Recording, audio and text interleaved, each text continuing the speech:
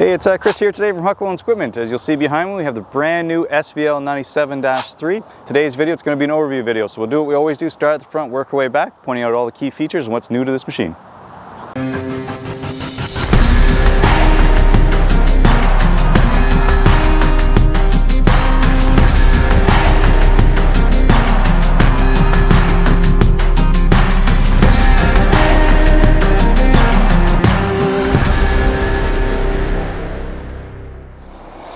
Okay, so we moved around to the front to this SVL97. So a quick conversation about skid steers and Kubota. So Kubota has two different lineups. So they have the wheeled skid steers, which they make in a 65 and 75. The wheeled skid steers, they've been out for a while, about 2015, 2016. They haven't really updated them, so we know that's coming down the pipeline. They are a completely different unit than what you see here behind me. After that, in the tracked lineup, there is a 65, 75, and the 97. And what does all that mean? That's horsepower wise. So the small one, the 65, it hasn't been updated yet. I'm sure in the next 16 to 18 months, we're going to be seeing that released and new coming down the pipe. After that, about 18 months ago, 24 months ago, the SVL75 was updated. It's a fantastic job, fantastic unit.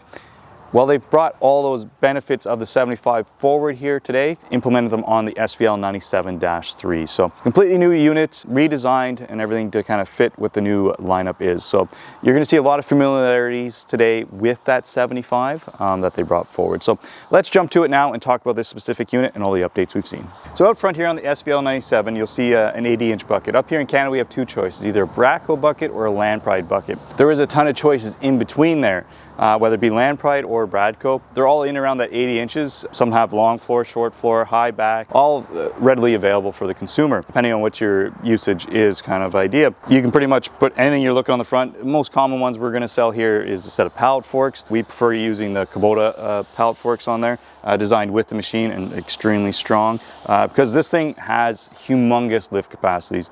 That's always the thing to know about the 97. It's designed to lift like all skid steers, and this thing lifts. My God, does it lift. So the lift capacities now are up to 7,600 pounds, 250 pounds more than what it was on the previous generation. After that, you can actually put another 300 pounds, optional pounds on the back. That'll get you another 250 pounds again. So you can be up over 500 pounds than what the previous SVL97 was. So how does it get there? Also weight wise, it is up on weight, up over 400 pounds more than the previous machine was. So you're just short of 12,000 pounds the way it sits here. So quite a bit of weight there, which gives you all that lift capacity. With that lift capacity, you'll see the new parallel arm lifting here. So really, couldn't tell you why they came up with this design or how they came up with the design for the 75, but they did it. It gives you more weight capacities for lift. It also gives you more lift height. So you're up to 128 inches on your dump height capabilities, just to give you that extra power and height there with this machine. So okay, so now we've moved into here and talking about this new touchscreen piece. So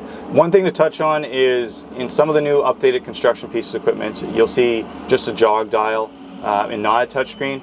So in the skid steer lineup, they have both. So you have the jog dial back here as well as a touch screen on here that I can go in and touch things. So it's nice, handy. I understand why Kubota runs two screens. My preference is that liking the touch screen with the jog dial is fantastic. So whenever you get into what is a jog dial, that is this dial back here that lets me move back and forth if I don't want to actually touch the screen. Some people naturally go up here to want to use a jog dial.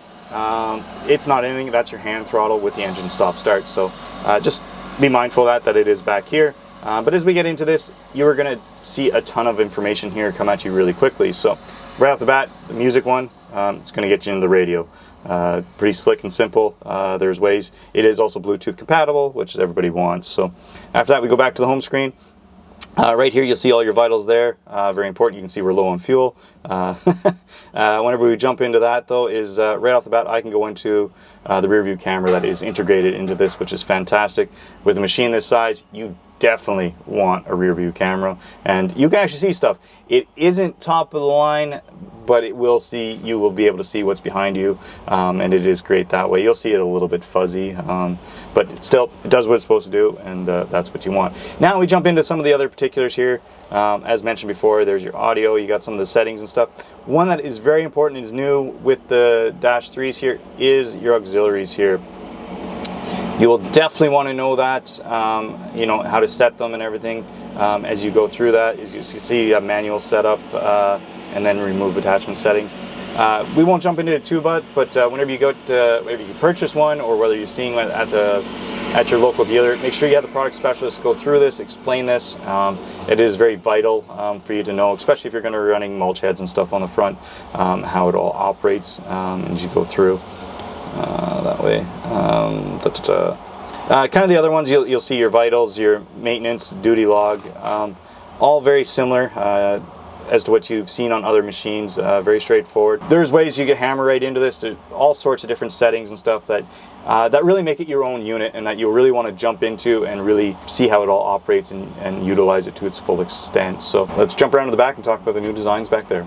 Okay, so we moved around to the back. You know, we've already talked about the cab and what's going on in the front. Back here, there's a few key pieces of information that you're going to want to know. So everything's been kind of reorganized, so just to kind of make the fits and finishes a little bit better overall. So engine, virtually the same as it was before. The layout's a little bit different. So, you know, before this kind of tilted up, now it swings out. So again, it's just 2 bolts here and down there.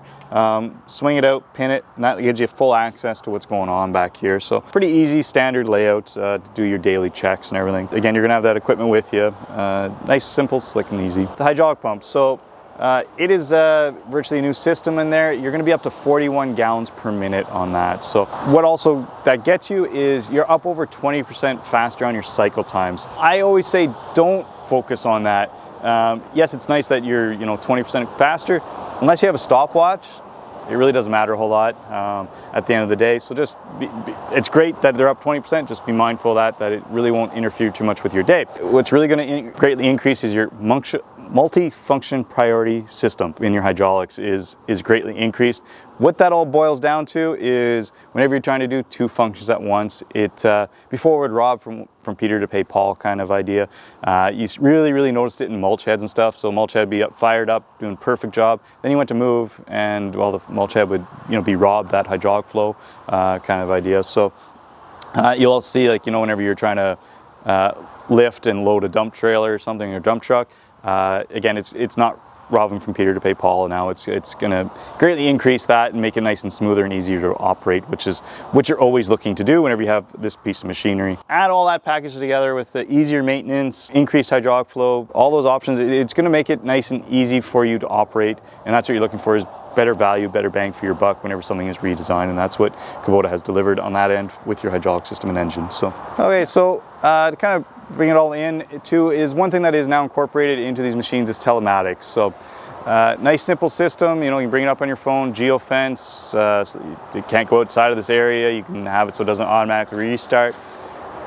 You can follow the machine's done if it needs updates, all from your phone. Fantastic system, all available for 3 years, no charge whenever you purchase the machine. As I've mentioned before, and other people have in videos and on the internet, is Kubota still hasn't figured out how they're going to charge after 3 years, so you may be able to stretch it out longer than that whenever you go to utilize this machine. So that brings the end of today's video. I hope you enjoyed learning a lot about this new SVL97 and what all it brings to the table, and gives you some background knowledge whenever you go to your local Kubota dealership. Hopefully it gives you an idea of what you're looking for. If you enjoyed today's video, please like, subscribe, and if you have any comments, please leave them down below. Thank you.